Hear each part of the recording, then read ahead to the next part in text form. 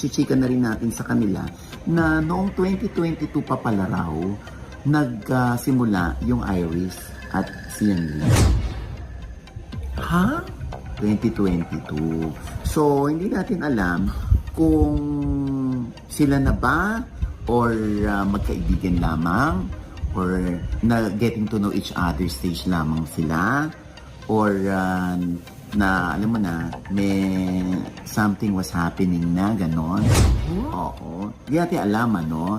Pero 2022 pa raw yan. Sabi yung Hello Universe na dinirect ni Sian Lim ay nandun na siya. Mga July 2022 daw. Tito OG, kung sakali mang tunay yan, ibig sabihin 2 years na sila nagkakamabutihan?